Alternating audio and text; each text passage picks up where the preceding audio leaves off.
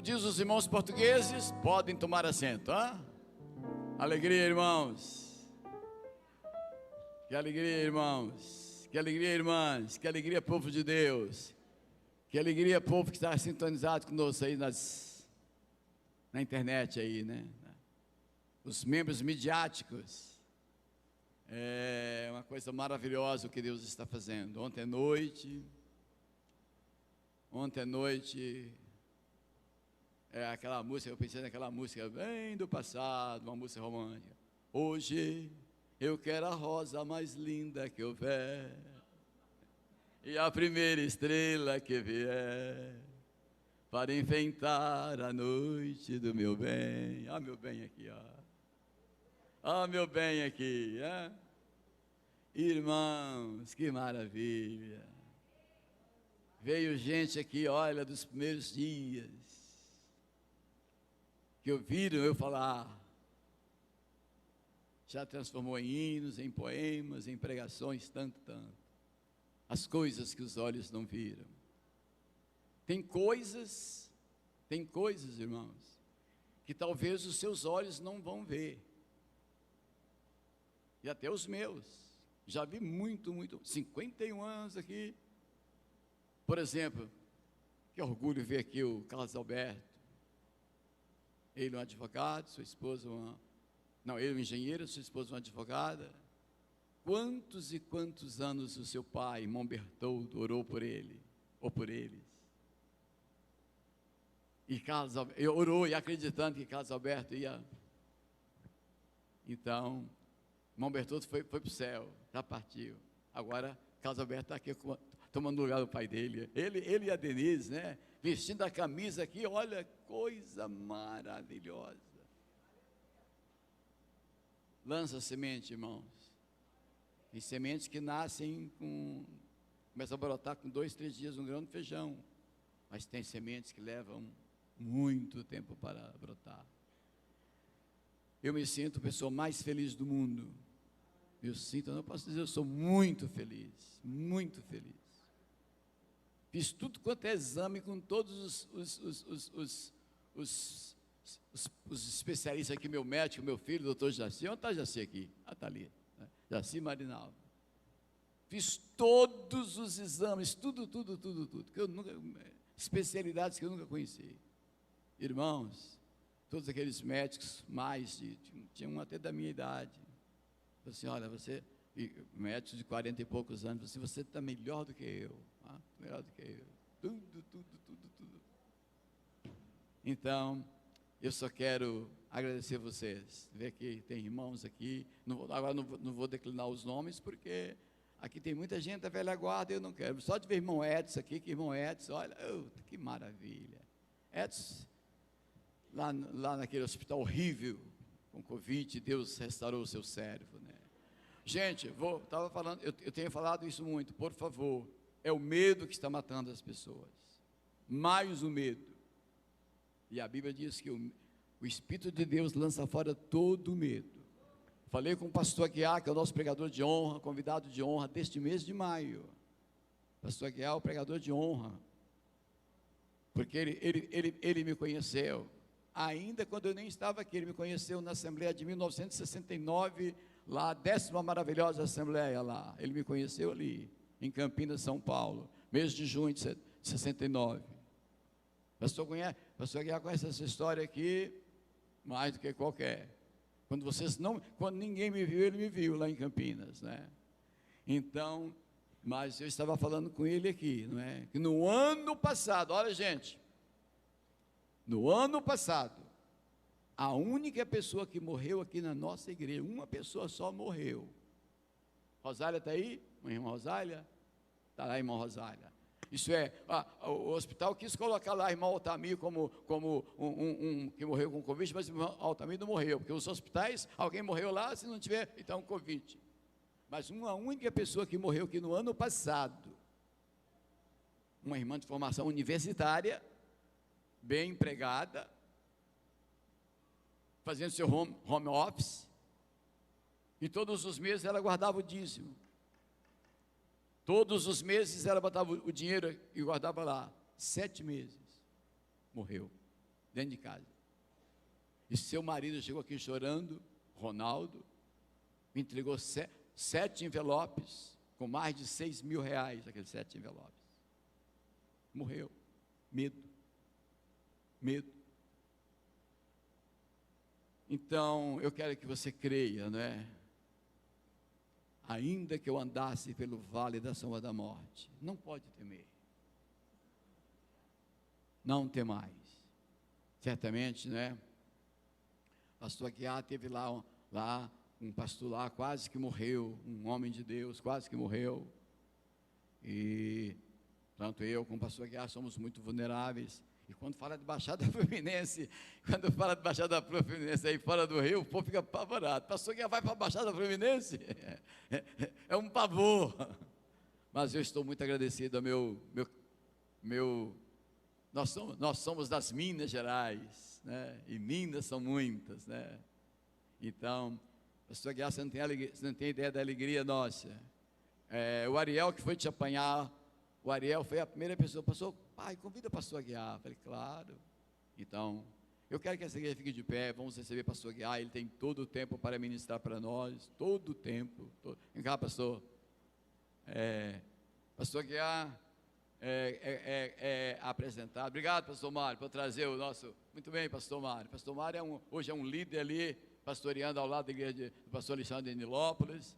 Temos que orar para o pastor Alexandre. O pastor Alexandre está cometido com o vírus, mas o pastor Aguiar está aqui, cheio de vida e saúde para fazer muito. Esta igreja é sua igreja agora. Bem-vindo, meu colega, meu irmão querido. Senhor, meu Deus e meu Pai, não tecemos palavras num lugar como esse, não podemos tecer palavras, porque o Senhor conhece a genuidade do nosso coração, que não pode ter outro lugar senão para o amor, para o perdão, para a compreensão, para saber que todos nós somos vulneráveis, todos nós temos pés de barro, Senhor. Pai, muito obrigado por neste momento o nosso púlpito que ser mais engalanado, como já foi outras vezes pelo pastor Aguiar. Pai, nós como igreja de Deus o abençoo, e como seu colega, seu amigo, eu agradeço por ter atendido o nosso convite e feito uma viagem um tanto sacrificial, mas para lembrar os dias dos humildes começos. Nilópolis, Serra Negra, Esquinta, Serra Negra, Deus, Serra Negra, de volta. Ele fez essas viagens tantas e tantas vezes. Hoje ele tem condição de vir num jato particular, mas fez questão de vir de carro. Pai, abençoa teu servo, e obrigado por ele, no nome de Jesus.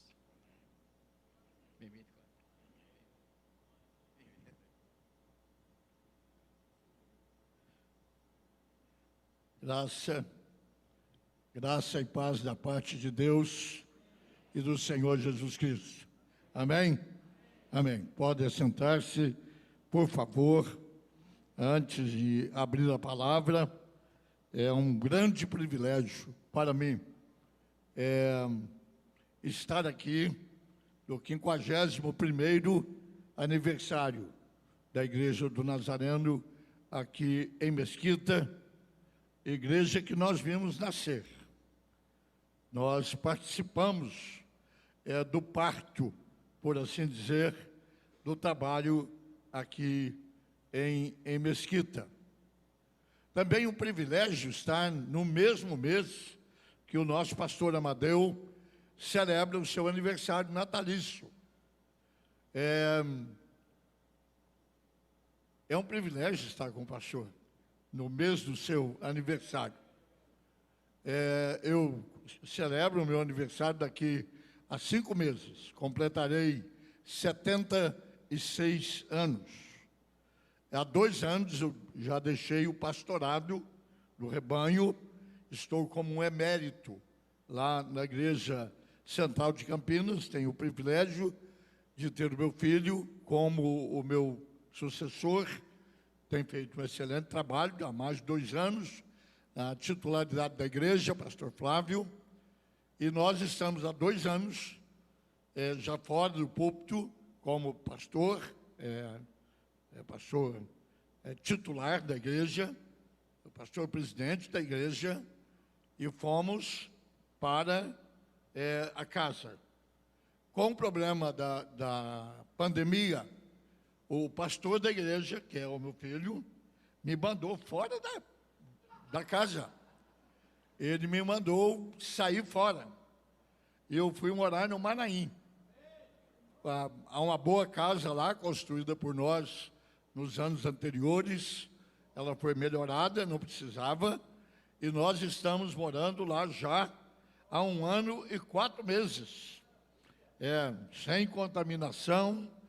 Transformei-me naquilo da minha origem. Eu sou filho de agricultores, meu pai era um descendente italiano, os meus avós eram italianos, e eles plantavam uva. E nós, há um ano e meio atrás, começamos na arte da vinicultura. E hoje nós já temos plantado 2.000 pés de uva. O nosso plano é 5.000. É produzir, cada pé produz 5 quilos. É produzir 25 toneladas de uva. Transformá-la em suco de uva. E a igreja do Nazareno tomar ceia com a uva produzida pela igreja do Nazareno. Nós vamos mandar suco de uva para as nossas igrejas todas no Brasil inteiro. Eu me faço acompanhar com o diretor do acampamento, que está aqui, irmão Albuquerque. Irmão Albuquerque e eu nos conhecemos do tempo em que nós dois não éramos crentes. Eu tinha 16, 17 anos, ele tinha 9, e eu jogava futebol num clube do bairro que ele e eu morávamos, e ele era um engraxate que ia no ponto, no nosso clube. Lá era um bar, e ele engraxava os sapatos.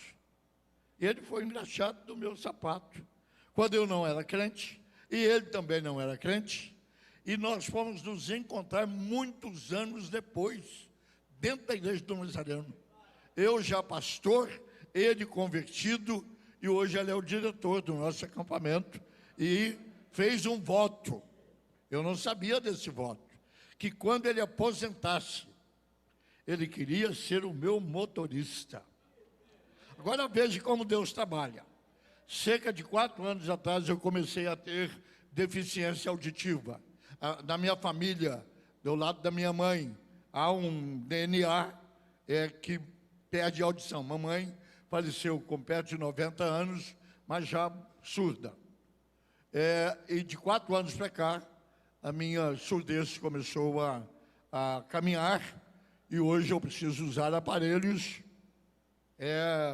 preciso passar por exames periódicos para adiantar a máquina, e eu tenho só 30% de audição natural e 70% de ajuda mecânica.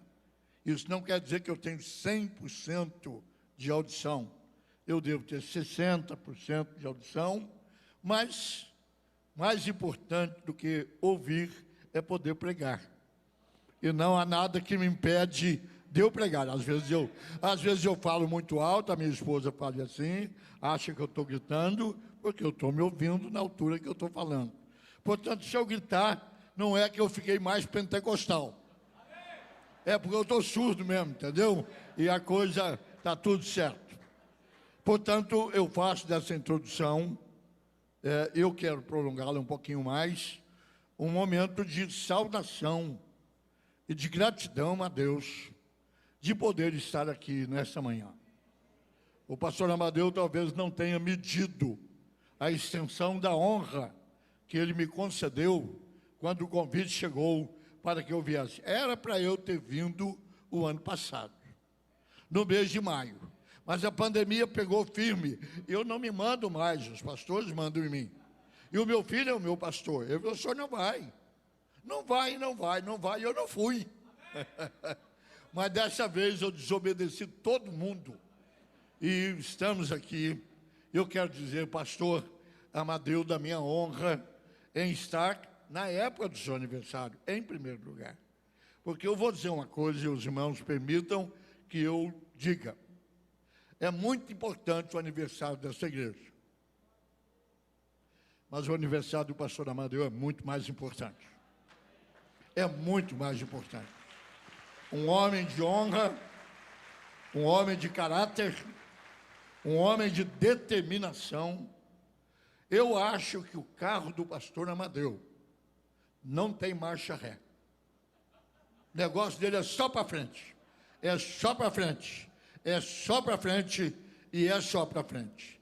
Eu posso dizer de forma absoluta, porque eu conheço o pastor Amadeu antes dele tornar-se Nazareno.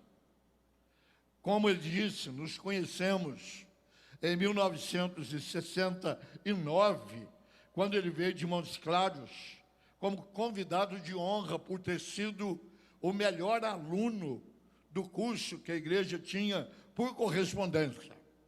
E o Dr. Mosteller, querendo promover o curso, trouxe lá do norte de Minas o pastor Amadeu Teixeira.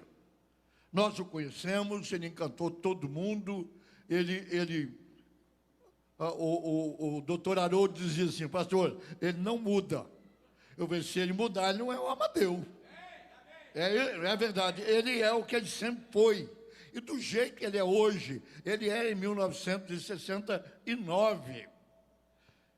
E nós nos conhecemos. Eu já estava em Nilópolis quando eu o conheci. Eu vim para Nilópolis em 1968, julho de 68. E eu tive que fazer uma visita, uma viagem ao norte de Minas que eu nunca tinha ido. E pastor Amadeu estava morando em Montes Claros. Era um exemplar e bem-sucedido vendedor. Já tinha sua casa própria construída. E quando eu fui na cidade que eu ia, lá na divisa com a Bahia, Espinosa, eu hospedei-me na casa do pastor Amadeu. Ele mostrou-me Montes Claros, mostrou a loja, mostrou o centro da cidade. E Deus que trabalha de forma misteriosa, 37 anos atrás, eu quis adotar uma filha. E eu conheci um amigo dele, de Montes Claros, chamado Rodinon Botelho. Rodinon era o presidente de um orfanato suíço, de freiras suíças. Encontrei-me com Rodinon em 1982, em Belo Horizonte, num casamento, e digo para ele, eu quero adotar uma menina. Tudo bem. Não disse nada. Além disso, 6 meses de telefone, e o telefone depois perdoa. De vez em quando eu dou uma travadinha. O aparelho auditivo está ligado ao fonético. Não, pode ser fonético. Está complicado aqui. De vez em quando mistura. O telefone toca, é Rodinon do outro lado dizendo, pode vir buscar a tua filha que ela nasceu. Nós viajamos para Belo Horizonte, de Belo Horizonte viajamos de carro para Montes Claros. Em Montes Claros, eu adotei a minha filha, que hoje está com 37 anos, é uma advogada muito bem sucedida, trabalhando na prefeitura de Campinas. Então, há laços entre nós, que é antes de igreja. Antes de igreja. A única coisa que aconteceu, e aqui eu termino para não entrar no tempo da palavra, porque eu sou um pregador, eu não sou historiador, eu sou um pregador. Eu morava em Mesquita. Em 1969. O Crates me avisou que eu tinha que mudar da casa dele, porque eu morava com ele, porque ele ia começar uma igreja em Mesquita e ia trazer um pastor. Ou seja, por causa do pastor Amadeu, eu fui despejado. Eu fui despejado ali da rua Emílio Guadani, na loja do judeu lá, Goldman. Nós morávamos em cima, e eu fui morar com o pastor Veloso, num barraco de madeira de 4x4, porque eu fui despejado pelo pastor Amadeu. O pastor Amadeu chegou e assumiu a igreja de Mesquita num quarto e uma sala. Eu acho que era desse tamanho, né, pastor Amadeu? Da parede aqui. Era isso aqui, ó. E desde então, meus irmãos, nós estamos juntos. E são 51 anos, pastor Amadeu. 51 anos. Uma amizade não se faz num balcão de bar. Uma amizade não se faz numa festa de igreja. Uma amizade não se faz num acampamento. Uma amizade se faz com relacionamento. Nós começamos, nós dois éramos solteiros. Ambos éramos solteiros. Ele custou desencalhar. Mas eu desencalhei no ano seguinte, fevereiro de 1970. E quem é que estava no meu casamento? Quem é que estava? Pastor Amadeu Aparecido Teixeira foi testemunha do meu casamento, que celebrou agora em fevereiro 51 anos de vida conjugal. Portanto, estar aqui hoje de manhã é muito mais do que vir pregar numa igreja, pastor. Eu preguei domingo passado na igreja de Rio Claro. Os convites chegam toda hora, porque eu estou agora disponível. Eu não sou obrigado a ir na igreja central. Lá se eu quero, entendeu? Estou à disposição dos amigos. Portanto, o privilégio maior para mim hoje não é só estar na celebração dos 51 anos da igreja de Mesquita, é estar com o Senhor, é estar com meu irmão há mais de 51 anos, 52 anos, porque foi um ano antes das igrejas chegar aqui. Desde 52 anos. Nunca vi no irmão nenhuma atitude dolosa. Nunca vi no irmão nenhuma atitude falsa. Nunca vi no irmão nada que não honrasse o nome do Senhor Jesus Cristo. Portanto, estar aqui hoje, a minha honra maior é poder estar no mês do seu aniversário. Que Deus te abençoe e te guarde. E que faça com que esse resultado do exame ele seja repetido muitas vezes e dando negativo da mesma forma. Eu já não posso dizer a mesma coisa, eu já estou com algumas deficiências. 2 semanas atrás, eu fiz uma colonoscopia e eu tive alguns pólipos comprometedores. Felizmente, todos deram negativos. Mas com 76 anos, a coisa começa já a ficar um pouquinho complicada. Tem problema de coluna, tem dificuldade para locomoção, mas eu preferi vir de carro, porque o avião vem entupido, com aquele povo todo bafando no cangote da gente. Então, eu e o meu motorista, fica em pé, bem, por favor. Deixa eu dar um aplauso para ele, viu?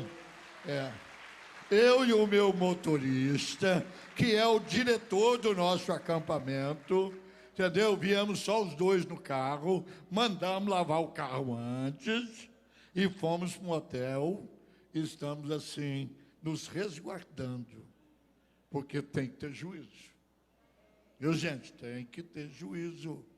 Está aqui o doutor e sabe que não tem ainda solução para esse problema, não. A coisa ainda está muito complicada e o Senhor nos guardará de todo mal. Mas nós devemos fazer a nossa parte. A nossa parte em confiar no que Deus vai fazer. Texto que o pastor Amadeu citou, eu cito todo dia. Eu cito uns 10 salmos debaixo da coberta. E um deles é este, o 91. Praga nenhuma chegará até a tua tenda, porque aos teus anjos ele dará ordens a teu respeito, para que te guardem em todos os teus caminhos. E um outro texto diz, e o Senhor te livrará de toda obra maligna e te levará a salvo no seu braço celestial. Essa é a garantia de Deus, mas eu tenho a minha parte, e eu vou fazer a minha parte. Eu vou lavar minha mão, eu vou usar gel, eu vou usar máscara, e vou evitar aglomeração. Não sei se notaram, a cor da minha calça não combina com a cor do paletó. Eu esqueci o paletó do terno na hora de pôr a roupa no carro. E eu cheguei aqui com calça, mas sem paletó. Eu falei, como eu vou numa igreja sem paletó? Eu saí ontem à noite, eu fui no shopping center de Nova Iguaçu e comprei um terno novo. Só que a calça não tinha bainha. Aí eu fiquei com a calça de uma cor, etc., e a calça da outra. Mas eu fiquei assustado com a aglomeração no shopping center. Aquilo lá não pode funcionar. Estava todo mundo encavalado um em cima do outro. Nós temos que fazer a nossa parte. Em tudo. A Bíblia é clara que nós devemos ser obedientes às autoridades. E as autoridades sanitárias são autoridades. Eu já tomei a vacina, já revacinei, todos os exames são negativos, mas eu continuo me cuidando, e o dia que eu puder tomar, eu tomei a chinesa lá, a Corona, vocês também foi? Aqui não. O dia que eu puder tomar a Pfizer, eu vou tomar também. O dia que ela estiver no mercado, eu vou lá, pode tomar duas, não pode, doutor? Não é mal nenhum, né? Então vou tomar 4. Já que pode tomar mais 2, vou tomar mais 4. E pronto. Minha saudação e parabéns para vocês nessa data querida. Deus abençoe, multiplique, e que esta igreja, que tem uma influência mundial, internacional, pelo plantador de igrejas ímpar, que tem sido o pastor Amadeu. Não conheço outro que plantou tanta igreja em tanto lugar, desinteressadamente. Porque as igrejas nós organizamos, o pastor passa a perna na gente logo e fica com a igreja. E nós vamos deixando eles, deixa eles ir, porque eles receberão a recompensa deles, porque nós já recebemos a nossa, que nós plantamos a igreja. E um plantou, o outro regou, e é Deus que dá o crescimento. Estou feliz por estar aqui. Estou feliz por estar aqui. Hoje estou feliz. Eu posso pregar até que hora, pastor? Não. Quando eu começo a pregar, 10h20 lá. Eu posso ir até às 11? Posso? Até mais ou menos 11 horas. Parece que quem está mandando nesse culto aqui é o doutor Haroldo, que é o chefe das missões aqui, ó. Como o doutor Haroldo fez assim, eu vou ficar no seu assim, tá bom? Porque eu e ele estamos acostumados a bagunçar com culto. E vamos até meio-dia, e vamos até... Eu assisto ele, Dana, aqui na internet. E quando depois de terminar o outro culto, eu venho assistir o culto aqui. Teve um dia que ele gastou para dedicar 2 crianças e orar por 3 aniversariantes. Ele gastou 25 minutos em rede nacional. Foi em rede nacional, viu, pastor Amadeu? Eu falei para a Lúcia, pastor Amadeu continua o mesmo. Contou a história do aniversariante, da outra aniversariante, o dia que ela chegou aqui, aí pegou a criança, pegou no colo, levantou, entregou de novo, contou a história da família, pegou a criança, falei, agora ele vai orar, devolveu outra vez, e a coisa foi longa. Então, eu conheço, e nós sabemos como é que nós dois funcionamos, entendeu? Quem manda no culto é o Senhor. Então, nós vamos olhar para o relógio ali e saber que é o Senhor que tem o controle do culto. E nós vamos fazer o melhor para chegar até. Por favor, fiquem em pé. Mas, mais uma vez, minha gratidão pelo privilégio de estar aqui hoje, na igreja de Mesquita, uma catedral de missões. Você podia dar um adjetivo desse para essa igreja, viu, pastor Amadeu? Uma catedral de missões. Essa é uma catedral de missões. Tem missionários no Brasil inteiro. Tem missionários em outros países do mundo. Até na Austrália. Vamos ter irmão canguru agora. Vamos ter irmão canguru. Estamos na Austrália. Muito bem, irmãos. Eu prego já há 57 anos. Toda vez que eu abro a Bíblia, eu mudo. Já não sou mais o pastor Aguiar, que gosta de conversar com a congregação. E eu tento dar a ênfase e a honra que a palavra de Deus deve. Na minha frente, lá na Igreja Central, há uns 20 anos atrás, eu mandei escrever com letras prateadas, em letras grandes, para que todo pregador que, ao tomar o púlpito, olhasse para lá, ele visse a palavra: prega a palavra. Prega a palavra. E às vezes há um pregador eu tenho respeito e amizade com ele, mesmo não concordando, mas nós somos amigos, pastor Silas Malafaia. Ele diz assim: toda vez que eu prego da Igreja Central, eu tremo, porque na minha frente há uma ordem para mim. Prega a palavra. Prega a palavra. Eu não tenho nenhum outro compromisso quando venho a uma igreja, além da honra a quem honra, a não ser pregar a palavra. Essa é a minha chamada. Eu sou um pregador. Eu sou um pregador.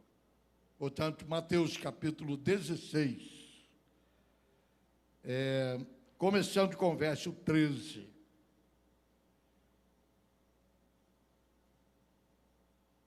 E nós vamos ler até o versículo de número 19. Indo Jesus para os lados de Cesareia de Filipe, perguntou a seus discípulos: quem diz o povo ser o Filho do Homem? E eles responderam: uns dizem João Batista, outros Elias, e outros Jeremias, e alguns profetas. Como vós, continuou ele, quem dizeis que eu sou? Respondendo Simão Pedro, disse: tu és o Cristo, o Filho do Deus vivo. Então Jesus lhe afirmou: bem-aventurado és Simão Bar-Jonas, porque não foi carne e nem sangue que tu revelou, mas meu Pai que está nos céus. Também eu te digo que tu és Pedro, e sobre esta pedra edificarei a minha igreja, e as portas do inferno não prevalecerão contra ela.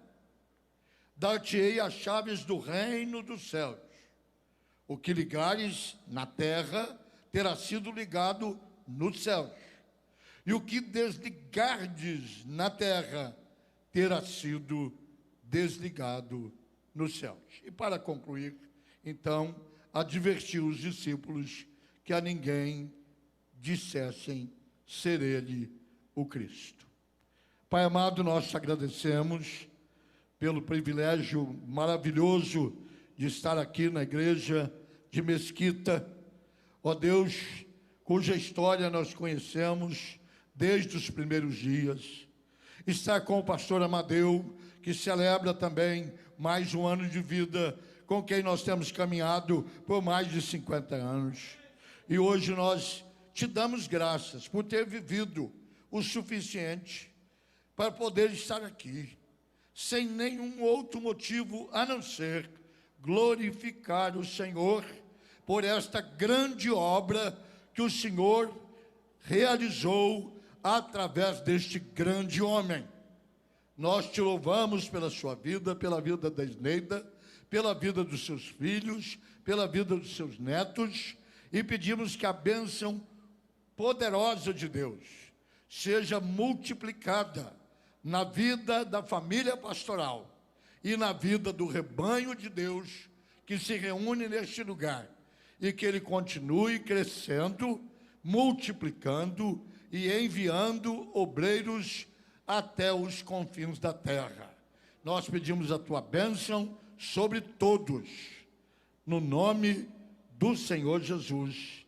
Peço graça para ministrar a tua palavra, devido à minha deficiência auditiva, que ela não me atrapalhe, para que eu não comprometa a pregação da tua palavra. Eu oro em nome de Jesus. Amém e amém. Podem assentar-se, por favor. Se eu pregar no tom de voz que eu estou usando, vocês estão me ouvindo bem? Estão ouvindo bem? Todos estão ouvindo bem? Levante a mão. Pronto, porque eu estou surdo, mas não estou cego. Cadê a mão? Eu consigo ver a mão levantada. Meus irmãos, como eu disse, que privilégio falar no dia do aniversário da igreja. A igreja, a palavra igreja, ela só sai da boca de Jesus 2 vezes. Em todo o seu ministério de 3 anos, esqueça o livro de Apocalipse. Ali não é evangelho, ali é a profecia. Mas durante a pregação do evangelho, Jesus só falou a palavra igreja 2 vezes. A primeira vez ele falou da igreja como a comunidade da disciplina. Quando ele disse: se o teu irmão pecar contra ti, vai ter com o teu irmão. Se o teu irmão te ouvir, ganhaste o teu irmão. Se ele não te ouvir, leva consigo 2 testemunhas. Se eles lhe ouvirem, ganhaste o teu irmão. Mas se ele não ouvir nem a você e nem as 2 testemunhas, leva-o à igreja. Porque aonde estiverem 2 ou 3 reunidos em meu nome, ali eu estarei no meio deles. É interessante que nós usamos esse versículo para justificar culto mal frequentado. Que aonde tiver 2, 3, 4, Jesus está. Mas ali o contexto não é de quantidade de gente no culto, é de autoridade para disciplina. Leve-o à igreja, porque onde estiver 2 ou 3 reunidos em meu nome, ali eu estarei. Quer dizer, a disciplina pode ser exercida pela igreja. É a primeira vez que Jesus fala a palavra igreja. A segunda vez é essa, quando desta conversa, esse diálogo dos discípulos em caminho da Galileia, Jesus pergunta: o que andam dizendo a meu respeito? E disseram: uns dizem que tu és Elias, ou então tu és João Batista que ressuscitou. Haviam cortado a cabeça de João Batista, já estava morto João. Outros disseram: não, uns dizem que tu és Jeremias. E outro disse: não, estão dizendo que você é um dos profetas que deveriam vir. Jesus interrompe a pergunta coletiva e ele então faz uma pergunta pessoal, individual, para os seus, e diz: e vós, quem dizeis quem eu sou? E Pedro, sempre Pedro, sanguíneo, impetuoso, falastrão, por bem e por mal, toma a palavra por bem agora e diz: tu és o Cristo, tu és o Filho do Deus vivo. E Jesus o interrompe e diz: bem-aventurado és tu, Simão Barjonas, porque não foi carne e nem foi sangue que tu revelou, mas meu Pai que está nos céus. E eu também te digo que tu és Pedro, e sobre esta pedra, e aí é outro assunto, ele é muito longo para discutir o que é pedra e o que é Pedro, e não é no nosso tema, mas sobre esta confissão, eu edificarei a minha. É a segunda vez que Jesus fala de igreja e não fala nunca mais. Eu edificarei a minha igreja, e as portas do inferno não prevalecerão contra ela. Quando que a igreja nasceu? Eu digo que de forma embrionária ela nasceu no Calvário. Porque quando Jesus morre na cruz, ele cria os fundamentos da igreja. Ele, o cabeça, e ela, com a autoridade do seu sangue, para pregar o seu evangelho por todo mundo, conforme a sua ordem, no encerramento, pelo menos, de 2 dos evangelhos. E de por todo mundo, e pregue o evangelho. 2 dos evangelhos repetem isso. Mas, historicamente, a igreja nasce no dia de Pentecostes, quando os 120 estão reunidos no mesmo lugar, temerosos, ainda assustados. A palavra de Deus que de repente veio do céu. Eu gosto, quando eu prego esse texto, lembrar que essa bênção não vem de baixo, ela vem de cima. Veio do céu, o som como de um vento impetuoso, e encheu toda a casa aonde estavam reunidos, e todos ficaram cheios do Espírito Santo, e passaram a falar em outras línguas, conforme o Espírito concedia que eles falassem, ao ponto da multidão perguntar: o que quer isso dizer? Eles estão bêbados. E lá estavam as línguas representadas de quase todos os países da terra, e eles ouviram, diz a Escritura, ouvindo falar na sua própria língua materna, ou seja, vernáculo. A língua ali não era estranha, a língua ali era verbo, verbalizada, com adjetivo, substantivo, adjetivo, paroxítona, oxítona, que as coisas todas de língua. Eles disseram: estamos ouvindo falar na nossa própria língua. Grego ouviu em grego, egípcio ouviu em egípcio, judeu ouviu em aramaico, romano ouviu em latim, ou seja, quem estava lá ouviu. E nasce então a igreja, que é para todas as línguas e para todos os idiomas. A igreja nasce. A igreja tem essa raiz sobrenatural. Ela não nasce da reunião de 50 pessoas, vamos fundar uma igreja. Vamos escrever um estatuto e vamos fazer uma igreja. Ou então, na popularidade hoje, que abre igreja quase em cada quarteirão, eu passei por um lugar, o filho do pastor passou por uma rua, uma igreja batista construída um tempo enorme. Nem existia essa igreja uns 10 anos atrás, entendeu? Eles só usam o nome batista para poder rapar. Mas não são batistas, é outra coisa, é outra linha, entendeu? Não são. Eu conheço a raiz, conheço quem são os líderes de lá. Portanto, a igreja não é uma instituição humana. Não é uma instituição humana.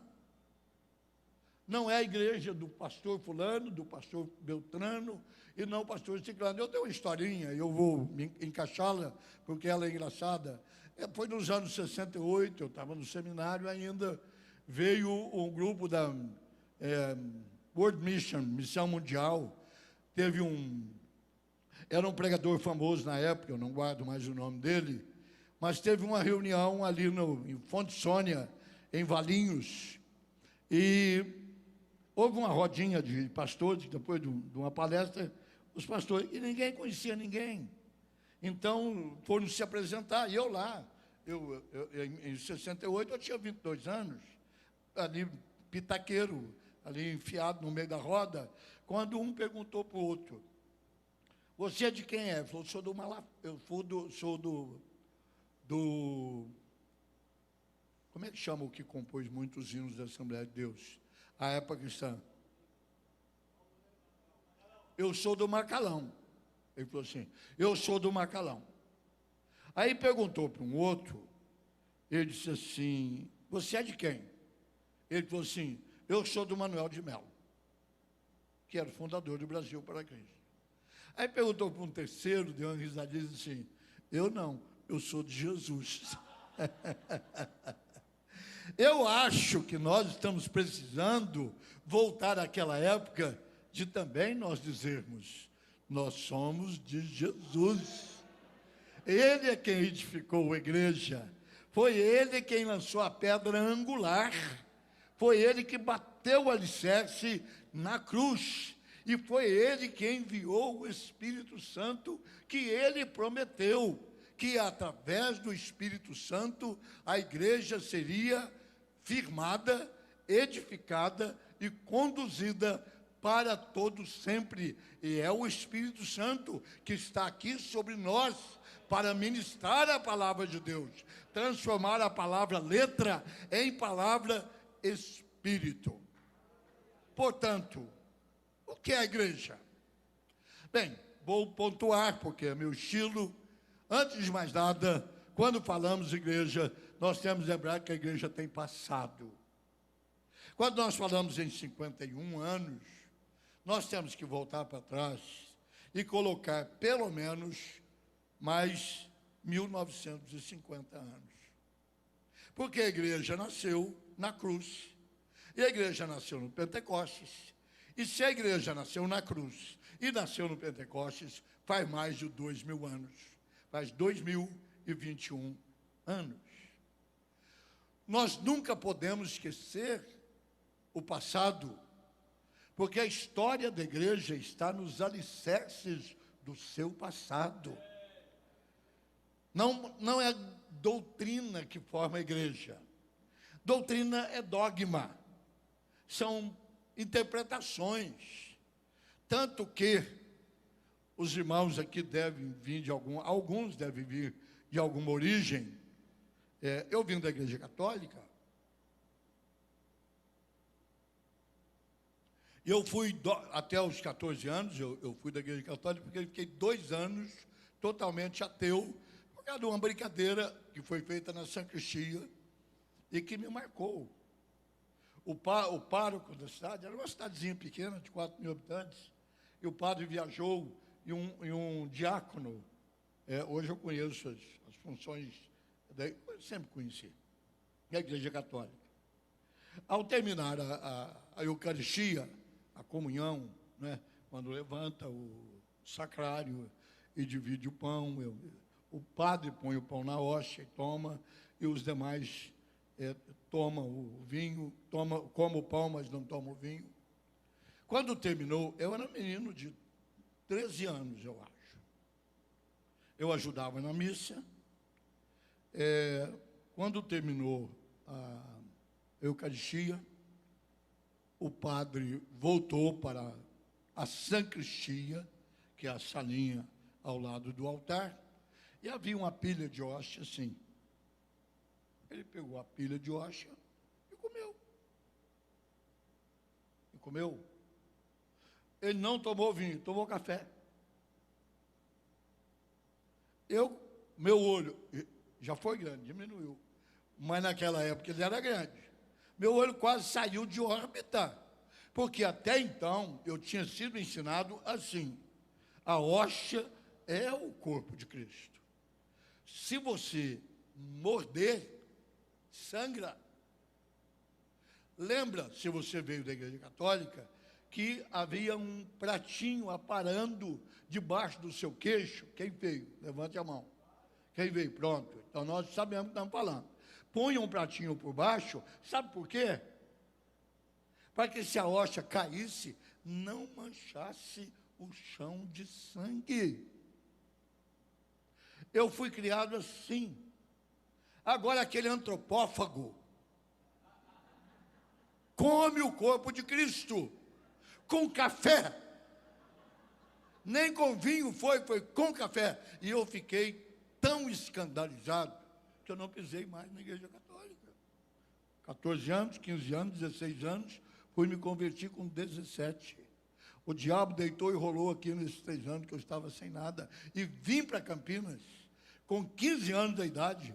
E poderia ter ido para o inferno por causa daquela atitude irresponsável. Por quê? Porque aquilo é dogma. A dogma da Eucaristia, existem 3 dogmas. Um é o da transubstanciação, que é o da Igreja Católica. Ela acredita que no momento da consagração, do pão e do vinho, o pão se transforma em corpo de Cristo. Eles tomam literalmente, isto é meu corpo. Segundo, vem a doutrina da consubstanciação, que é a doutrina luterana, que Lutero fez a reforma, mas não consertou tudo. Diz assim, não é o corpo de Cristo, mas contém o corpo de Cristo. Não sangra, você pode mastigar, e não sangra, mas não é correta a teologia.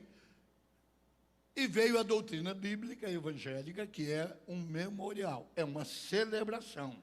Todas as vezes que fizerdes isto, celebrai a morte do Senhor, até que Ele venha. Olha, o que eu estou dizendo é que a igreja tem fundamentos doutrinários. Ela tem o batismo, ela tem a ceia,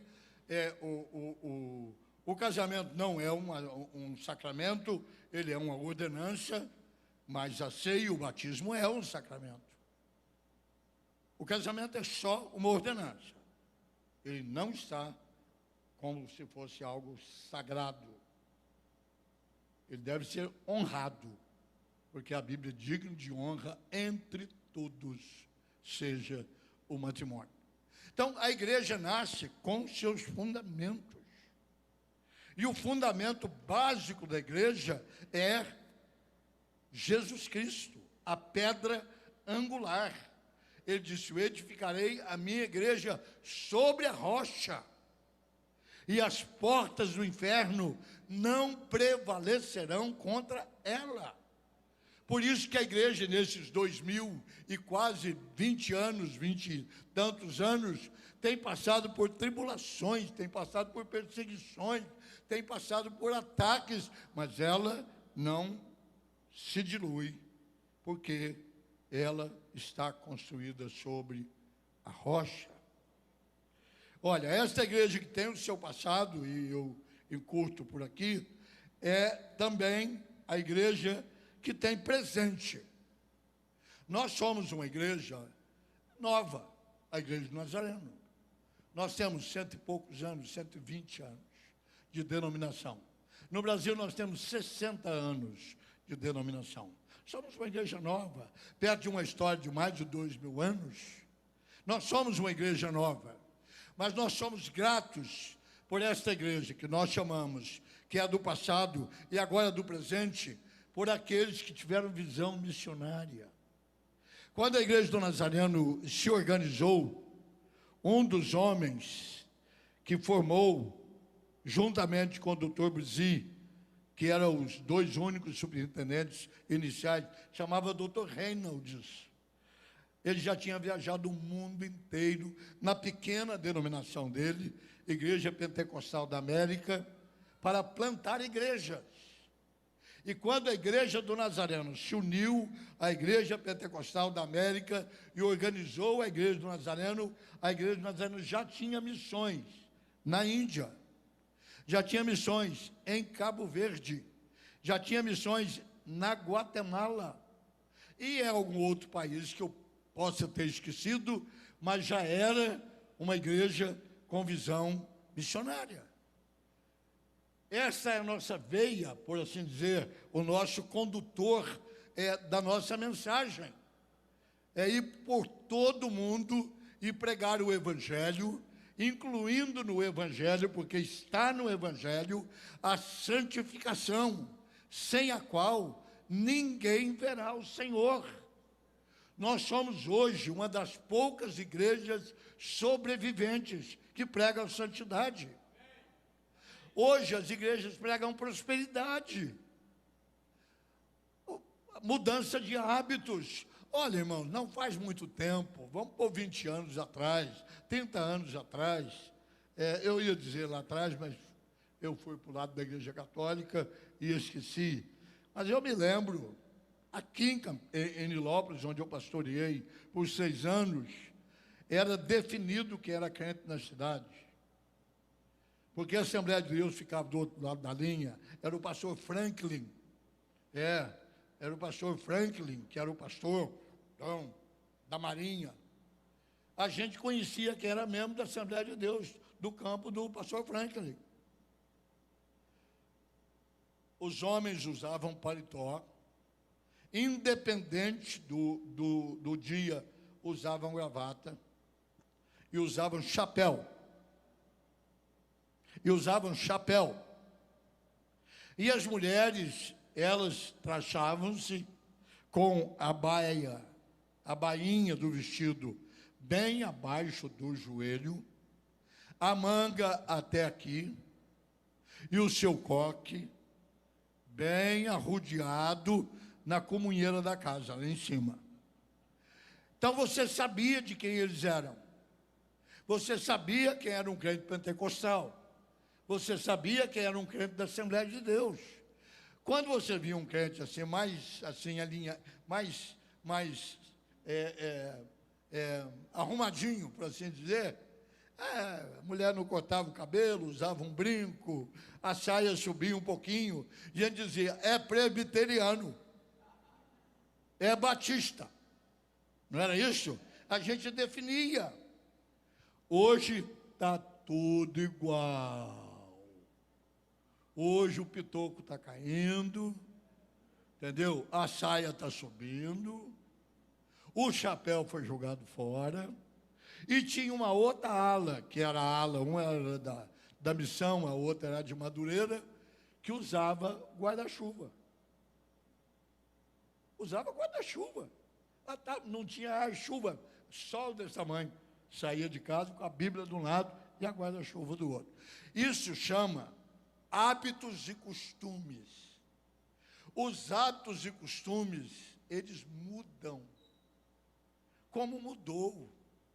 Quando nós começamos, pastor Amadeu e eu, começamos, de maneira nenhuma, uma menina subia no altar para dirigir louvor com calças compridas. De maneira nenhuma.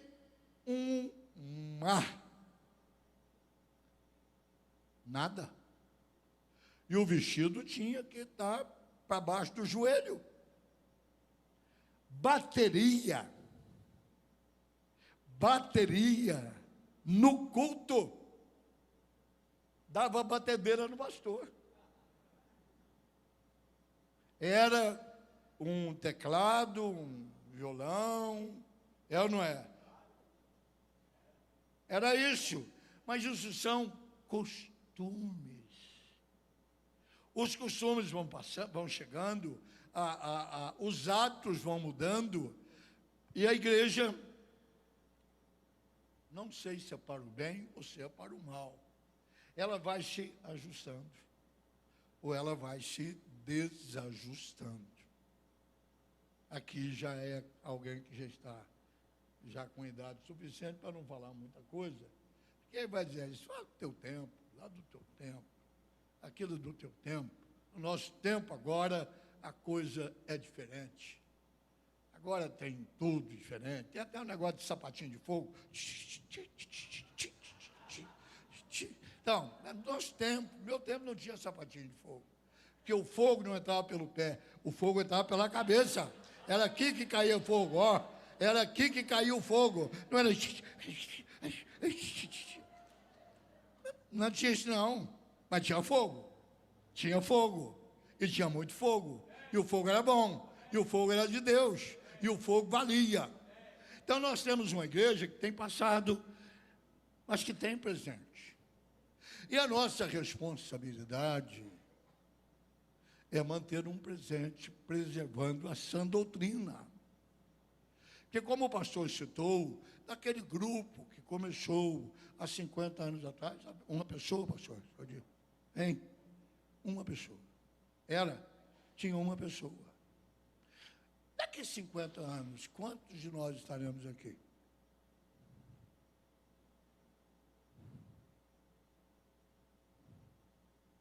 Quantos de nós estaremos aqui? Nós temos que pensar nisso. O que eu estou fazendo hoje está criando marcas, está criando direções que vai preparar a igreja do futuro. Eu sei que nós gostamos de espiritualizar as coisas e eu também espiritualizo. Ah, pastor, daqui 50 anos, já falou isso. Jesus já voltou. E o que vai ficar aqui vai ser o resto, porque a noiva mesmo vai subir com ele. E só vai ficar o povo da grande tribulação. Mas nós não temos essa garantia. E não tendo esta garantia, nós temos que preservar a sã doutrina. A sã doutrina, não moda, não modismo, porque a igreja lá está fazendo isso, está dando certo, a igreja lá está fazendo aquilo, está fazendo... Nós não temos que copiar ninguém. Aqui, ó, a nossa bússola é esta palavra. Ela é a verdade que não pode mentir. Dela, o Senhor disse, passará os céus e a terra, mas a minha palavra não passará. É aqui que nós estamos, ó.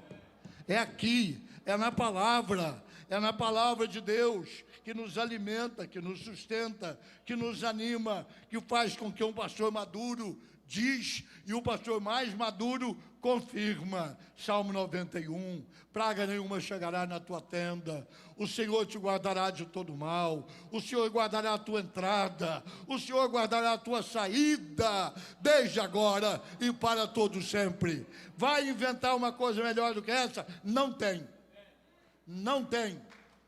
Não tem. E não tem. A igreja tem passado, foi a cruz. A igreja tem passado, foi no Pentecoste. A igreja tem presente, começou lá nos Estados Unidos. E hoje nós estamos em mais de 100, sei lá, países, 150, 180 países. É isso, pastor? 175 países em volta do mundo. Nesta crise de dinheiro, a igreja não deixou de mandar missionários. Nessa dificuldade, é a igreja contemporânea, é a igreja que ela depende do meu dízimo, ela depende da minha oferta. Essa semana houve uma correção nos honorários dos pastores lá na igreja central. Eu fui incluído, eu faço parte da equipe como emérito. Foi combinado isso na igreja e veio um aumento para mim. Eu pedi ao tesoureiro que não acreditasse aquele aumento. Era um valor de 500, vou dizer o valor porque não é nenhuma fortuna, era R$560.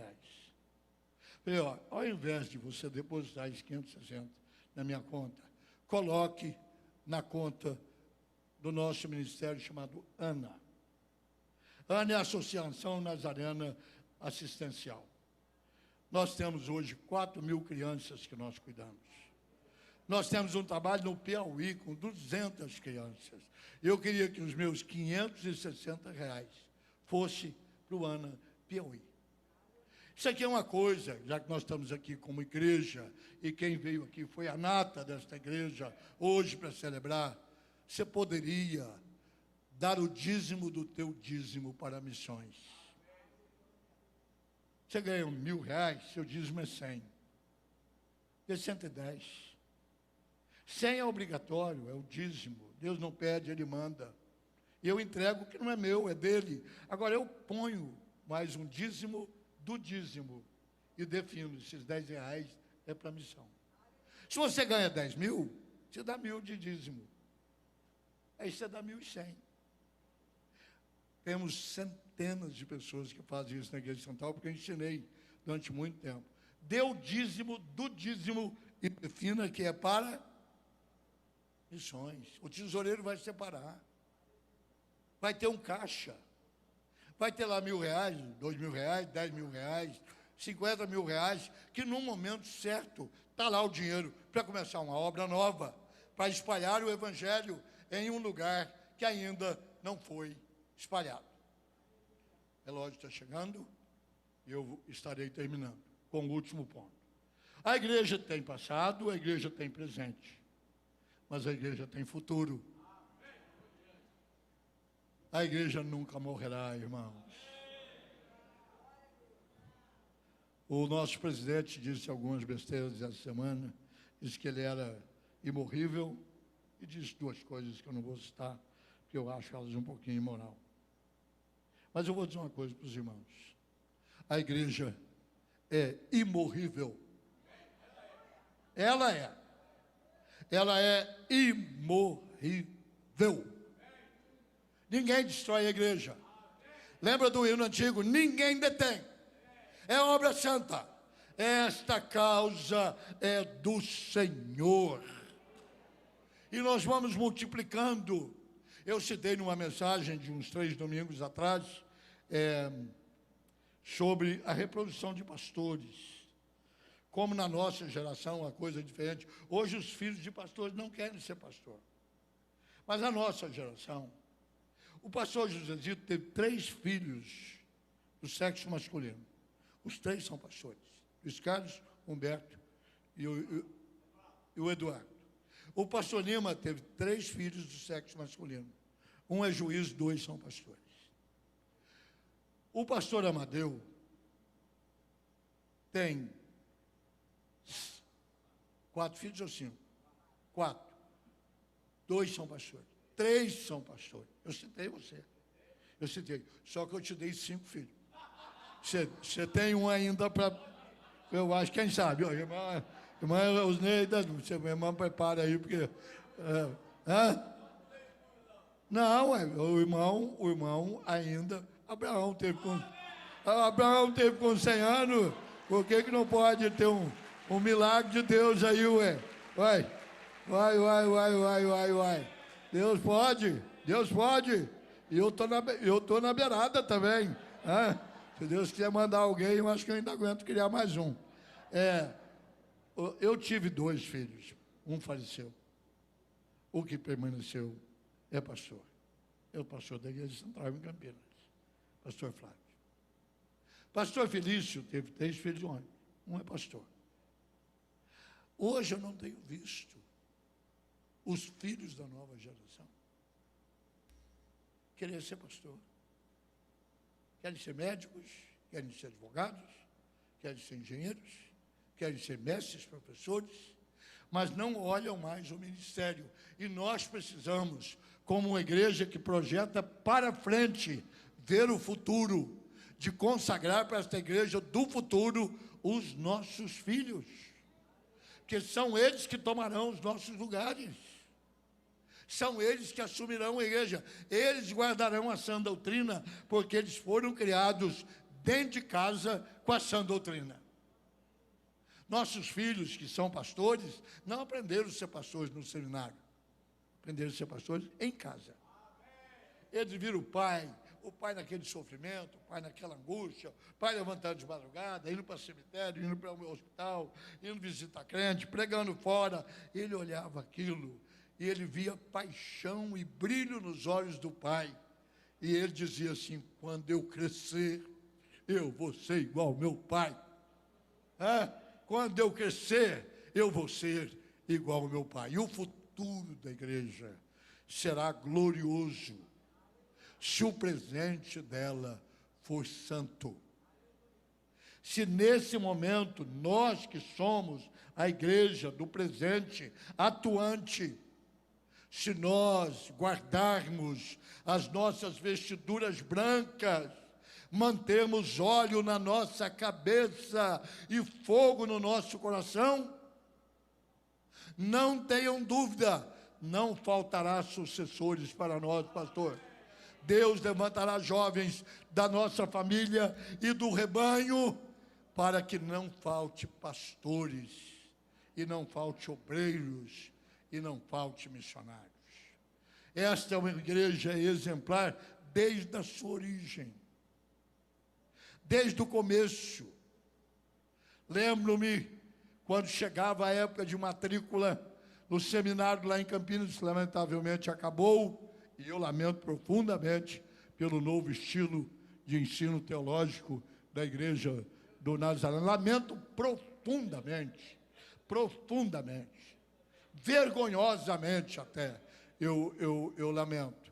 Mas chegava a época, dizia: quantos vieram aqui de Belo Horizonte? 2. Quantos vieram aqui de Brasília? 1, porque eram os campos da época. Quantos que vieram de São Paulo, ali pertinho? 1. Quantos que vieram da Baixada? 10. 8 de Mesquita, 2 de Nilópolis. Enchia o seminário de gente. Se nós voltarmos à prática das primeiras obras, de enviar os nossos, esta igreja que no presente, olha aqui, irmãos, num dia de pandemia, frequência controlada, não pode sentar um pé do outro. A igreja está cheia de crente maduro. Por isso que eu disse que quem está aqui hoje é a nata da igreja. É a nata da igreja que está aqui. Essa nata tem que preservar o que esta igreja plantou em 50 anos, para que ela tenha futuro. E o futuro seja de ganhar milhares de pessoas para o Senhor Jesus Cristo. Não caiam no laço de que nós, os evangélicos, estamos tomando conta do Brasil. Porque nós não estamos, isso é conversa furada de político. E a igreja não tem compromisso político com ninguém. A igreja é apolítica. A igreja não tem compromisso com as coisas desse mundo. A igreja tem um noivo, é o Senhor Jesus. O nosso compromisso é manter o nosso testemunho e respeitar as autoridades. Mas nós não somos partido político de ninguém. De ninguém. De ninguém. Nós somos a igreja do Senhor Jesus Cristo. Se há um evangélico ou outro aí usando política para fazer o caminho dele, ele que vai com os deles. Nós manteremos fiéis ao Senhor Jesus. E a nossa mensagem de santidade, mais e mais. Não mais ou menos, mas mais e mais e mais e mais e mais e mais e mais. A igreja tem passado, claro que tem. A igreja tem presente, olha o presente aqui. Mas a igreja terá futuro. E o futuro será glorioso. E o futuro será extraordinário. Eu não vou prometer estar daqui 50 anos aqui. Porque eu seria um mentiroso. Entendeu? Eu tenho 76 daqui 5 meses. Mais 50, seria 126. Com 76 para subir o degrau, eu dou uma gemida. Para poder conversar, eu tenho que... Não. O dia que o Senhor disser, para casa, meu filho, vamos embora. Não é aqui a minha morada. É lá. Mas enquanto eu estiver aqui, é um privilégio e uma honra estar com vocês. Deus abençoe a todos.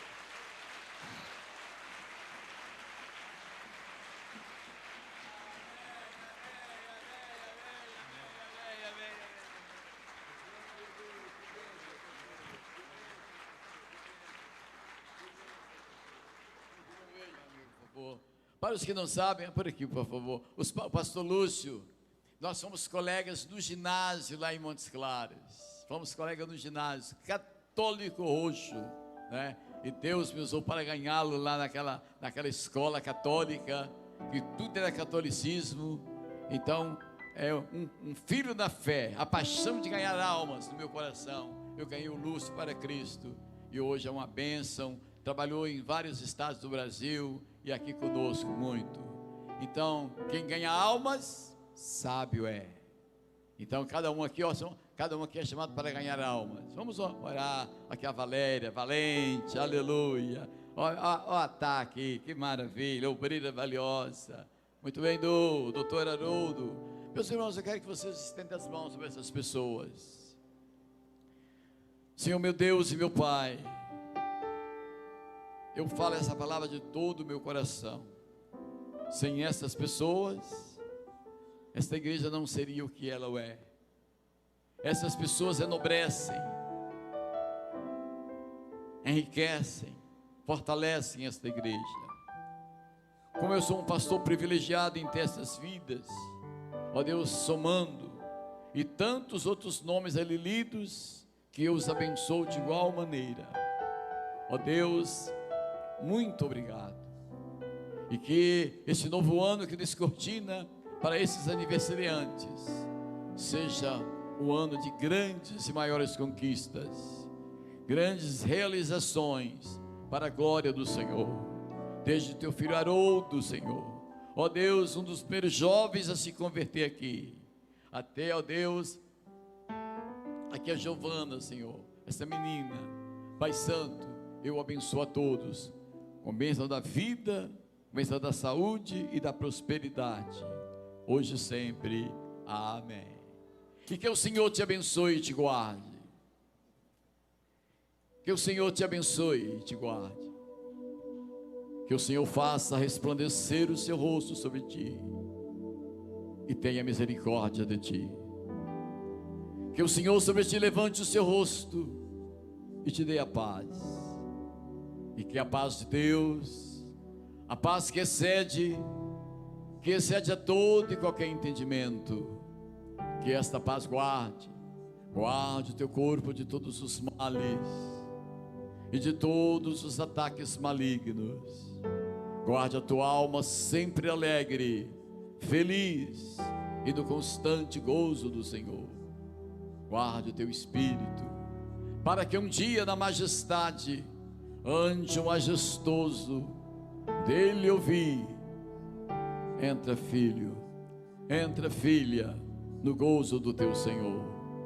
Que esta paz de Jesus Cristo, que ela guarde o teu corpo, guarde a tua alma, guarde o teu espírito, e que Ele, o Senhor, guarde a tua entrada e a tua saída, desde agora e para sempre. Amém.